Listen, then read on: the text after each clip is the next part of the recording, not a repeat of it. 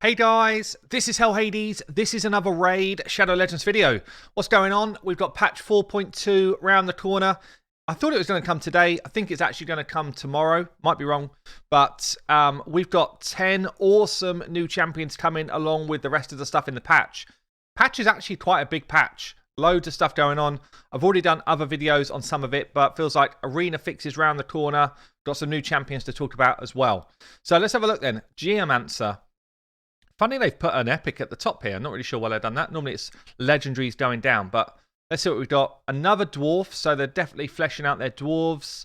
Epic dwarf, force champion, attack based. So A1 attacks all enemies. Nice. It's actually kind of rare to have AoE A1 champions. There's not that many. That's pretty cool. 30% chance books to 40 of placing decreased accuracy. So again, we're seeing a lot of plays now around accuracy buffs and debuffs in new champions that are coming out. Actually, decreased accuracy is really helpful for endgame dungeons, faction wars, all that type of stuff. So this is actually pretty juicy A1, I'd say. A2 removes all buffs from a target enemy, then attacks them. So single target, cleanse, and then attack. Steals all buffs instead if the target is under HP burn. Okay, get to that in a minute, I guess. Reduces the cooldown of his A3 by 2 turns if he kills someone with that skill and they're under HP burn. So the A3 then fully depletes the target's... let's just do Ascended actually. Fully depletes the target's turn meter. Fills this champion's turn meter by the amount the target loses. So very similar to what Man-Eater and a few others do. Stealing their turn meter in effect. Adds a 75% books to 100 of placing HP burn and weaken. I mean, single target HP burn, it's okay. It's okay. Nothing to write home about, really. Decreases the damage all allies receive by 15% and deflects that damage onto each enemy under an HP burn placed by this champion. Whenever this champion is attacked, deflects 30%. HP in all battles. I'm not particularly excited about all of this single target HP burn stuff, really. Doesn't feel like that's anything to write home about. Really, anything to do with HP burn, you want it spreading across the whole enemy group. So unless you've got someone who's spreading these debuffs, I don't feel like it's going to do a lot. The turn meter steal is super cool for faction wars against the last boss, actually. So that could be quite nice. A decreased accuracy plus an HP burn plus steal his turn meter is kind of cool. But other than that, I can't see really where I'd be super keen to use him. Maybe some Doom Tower stuff as well. Okay, on to the next one then. Rule the Huntsmaster. So I've done a full video on this guy. He's going to be the next Fragment Collector champion. Dark Elf, Spirit Affinity, Legendary Champion, Attack Based. I've done a video on this guy already, so I'm not going to go into loads of detail. It feels like pair him with Thea, and you've got someone at least is going to set up Hex. So he can set up Hex on all enemies. Thea can then mow them down.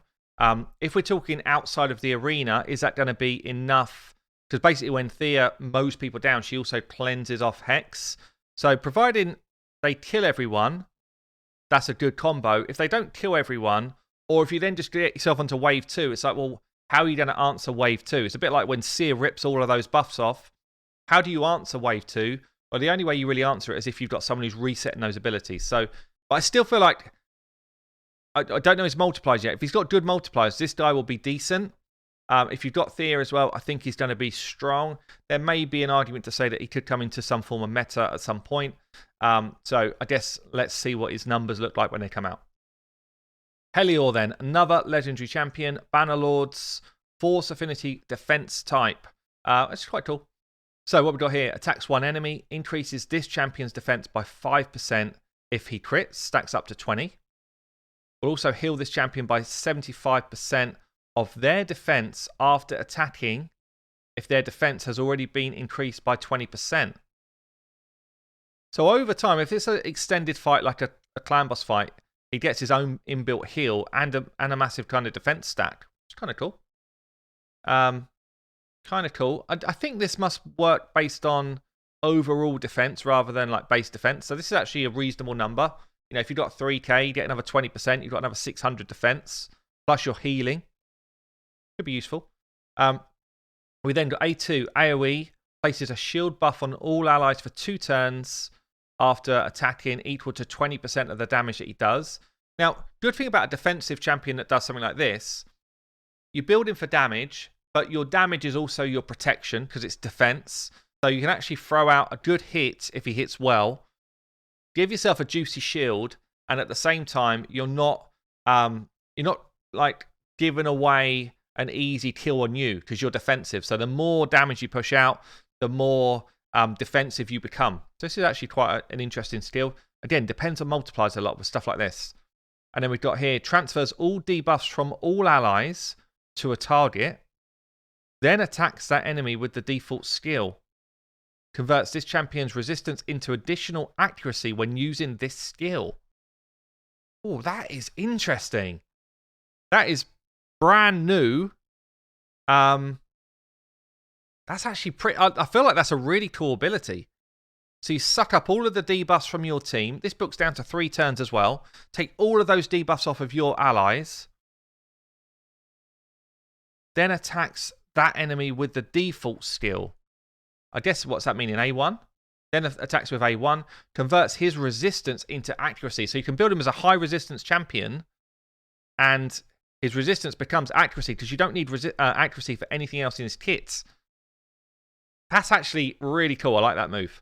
And then we've got a passive here. Whenever an ally has 2 or more debuffs and they're attacked, this champion absorbs 30% of the damage inflicted on that ally. Really interesting champion, this one, Hellior. I like his kit. It's very different. They've really thought about doing something a bit different with this champion's kit. I hope his multipliers are good. If they are, I feel like this guy could be really useful. Certainly for Doom Tower stuff or, newer content, end game kind of new dungeons and stuff like that. Right, Gorlos Helmore. Epic champion, Spirit Affinity Demon Spawn, attack based. What we got here then? A1, double hit. Each hit fills this champion's turn meter by 10%. If they're under, decreased defense, HP burn, or decreased accuracy. Honestly, for the amount of increased turn meter he's getting, it should just be there whether there's debuffs on it or not. Otherwise, it's really weak. A2 then attacks all enemies, 75% chance of placing decreased defense. So AoE decreased defense, books to 100. We always like an AoE decreased defense. If I'm honest though, we've now got so many in the game that if they don't have something else that goes alongside the decreased defense, it's like they're behind the meta. 310 cooldown though, it is actually a short cooldown. Let me just have a quick look at Demon Spawn quick. Do we have any other epics that do decreased defense in Demon Spawn? I've got a feeling they're pretty light on decreased defense champs. We've got a Law who does a weak source. Yeah, so actually for this faction, we're really struggling with decreased defense champions. In fact, do we have any? Do we have any decreased defense champions? I feel like we don't. Has Tarshon got it? No, he's weakened.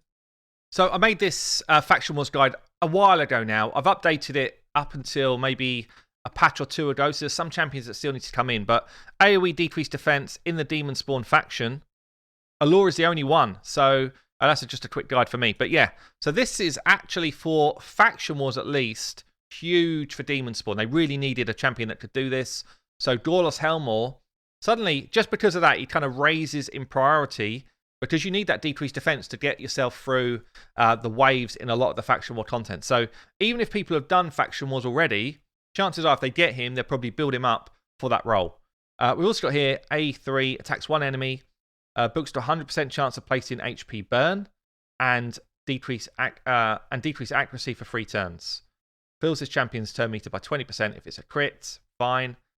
I feel like, other than that decreased defense position here, the HP burn, fine. Again, it's single target.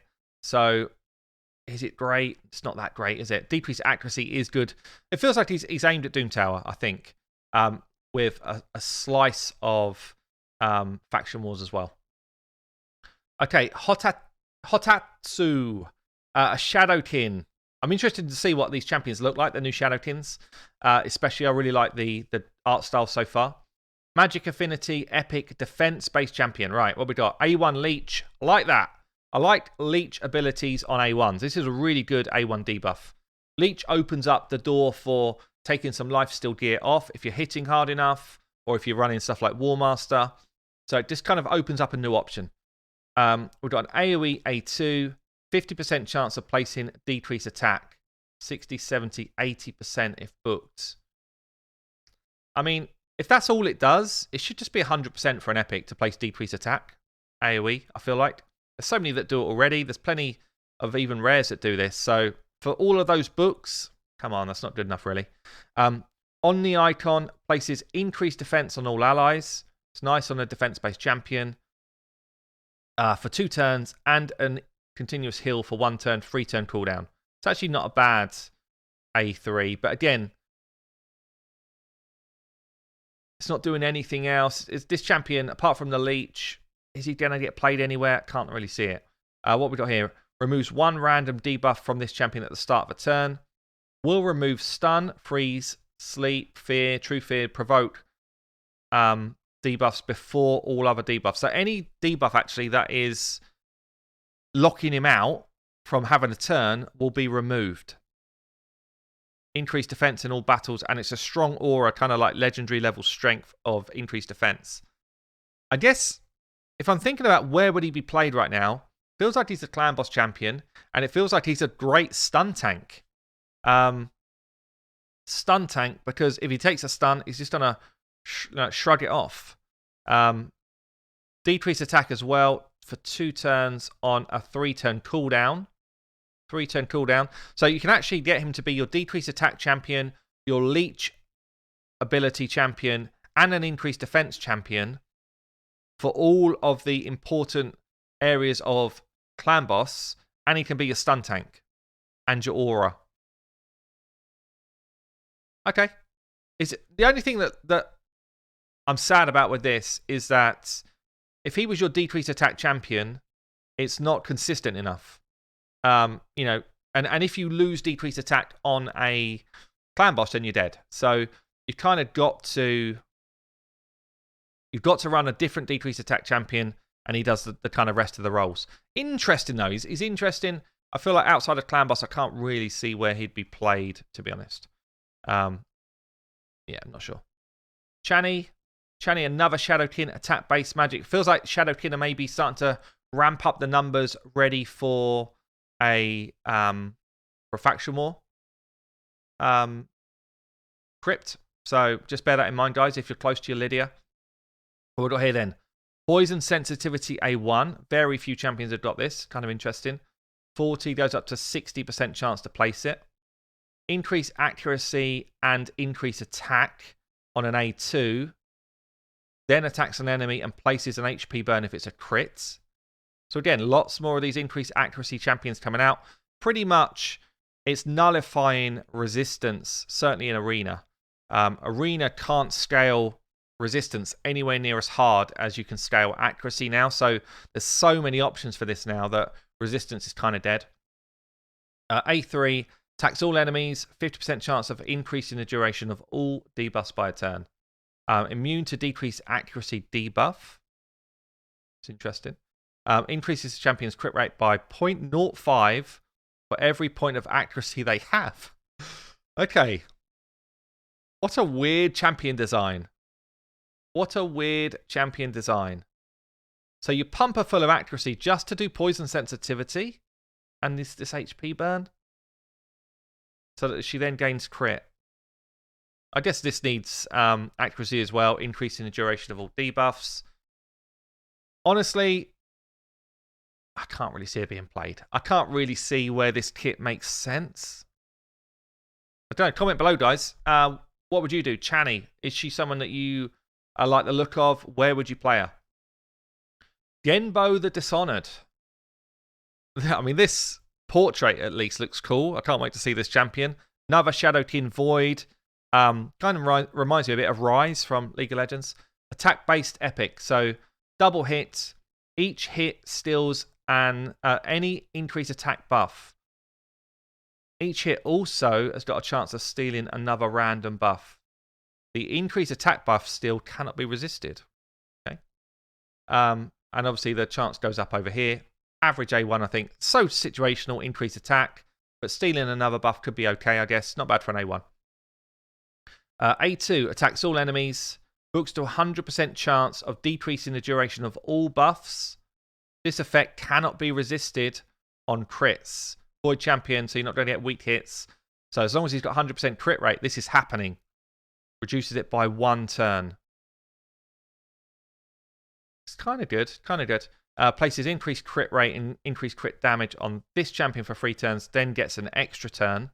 Anything where you get an extra turn in your kit like this actually reduces the potential cooldowns of the rest of your kit. So if this is booked down to a 3-turn cooldown, then you do this ability. Actually, it's the equivalent of this being a 2-turn cooldown. So you can cycle through his abilities actually really quick with this. Immune to decreased attack debuffs. Will ignore unkillable when attacking if you've got an increased attack. And speed in the arena. Interesting kit, I'd say. So, champions where they've got effects that can't be resisted in a certain way, I think are always going to find a way into the meta in some way, or shape, or form. So, interested to see what people do with this. Laurent, what is this name? So we've got an epic force affinity defense-based champion. A lot of defense-based champions in this patch. I like that. Shadowkin again. So attacks one enemy, 20%, goes up to 40% chance to provoke. How's the book situation looking here? Lots of books. Yeah, it's not really changed. Feels like a lot still. So a reason, well, what's that? 40% chance to provoke on an A1. Okay. AoE ability on his A2, 40% goes up to 60 of placing a stun. That's about as good as it gets for an epic. AoE 60% stun. I think an equivalent is Husk. I think he's got about the same percentage, maybe even less, maybe 50% chance to stun, but he hits a lot harder. So it depends what the multipliers are like here. Also got a strengthen buff on all allies and a shield equal to, and a shield for 2 turns on all allies with less than 50% HP. The shield buff is equal to 15% of the target's max HP. I mean, Strengthen's a great buff. It's one of the strongest buffs in the game. But honestly, the situational part of this shield buff here, when it's only giving you a 15% shield, it's not really enough. Passive heals his champion by 50% of their max HP whenever an ally or an enemy dies. That's actually pretty cool. That's a cool passive.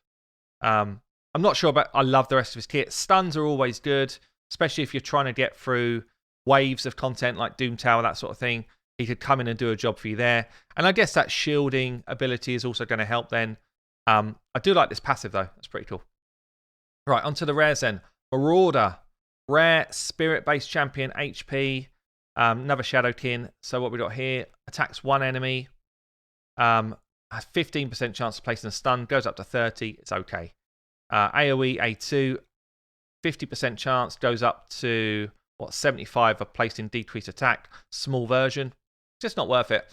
I almost feel like small version should just be taken out of the game. That's like, I guess you need something for rares to have, but honestly, there's enough champions that do this in a better format than this. Roaring Challenge, 50% chance of placing Provoke for 1 turn. Goes up to 75. Places a shield on this champion for 2 turns, equal to 20% of their max HP. It's HP based, I guess. Also places Reflect damage on all allies except this champion for 2 turns. So really, the only place where this Reflect damage does a lot of work is somewhere like Fire Knight. And it's a 15% Reflect, so it's not even going to be decent damage. So Fire Knight, this kind of does a bit of work for you. The rest of the kit isn't doing a lot for Fire Knight, though, and he's not like he's multi-hitting. Can't see him being played, really. Unless he's got some weird multipliers in there, I can't see him being played. Vagabond, I guess, let's just think about it for a second, though. If we're talking, you need fillers for faction wars, a potential stun here, decrease attack AoE, okay. 50% chance of placing the Provoke debuff for 1 turn. I guess this is against 1 target. If this is an AoE, I don't think it tells us here. Places shield. Also places on all allies. Yeah. So if this is an AoE chance to provoke, that's different. I can't see it would be. Doesn't actually tell us here. Vagabond, Spirit Affinity, rare, support champion. A lot of the support champions generally have got more utility as a rare. So attacks one enemy, 20% chance of placing asleep. Goes up to 40. Okay, it's interesting. Pretty weak, but it's not terrible. A2 attacks one enemy. Goes up to 75% chance of placing block buffs. Also fills his turn meter, and the turn meter of the ally with the highest turn meter. Okay. Average to bad. And then Ascended here fills the turn meter of all allies by 15% and gives them increased attack. So this is kind of like a standard. It's only the weak source increased attack. It's like a standard low-level arena buff. You get your turn meter fill, you get an increased attack buff before your neuter goes in there and does damage. The rest of it, weak. So the rares, I'm a bit disappointed with the rares so far in this faction. I don't feel like any of them really stand out as someone that I'd like to build out. This one could be interesting depending on this A3. But the standouts for me, I guess, would be... I think the standouts for me... Genbo could be interesting. I kind of like his extra turn mechanic and the fact that stuff can't be resisted. Yeah, maybe this Clan Boss Champion could be interesting. Tons of books, though. Look at this crazy amount of books. I do like Helmore coming in because we need it for Demon Spawn. Helios got to be the standout, but then that's legendary. So, I don't know, guys. Leave me a comment below. What do you think? Any which stand out for you, which you'd really like to get. Roll on this patch, I guess. I've been Hell Hades. I will see you later.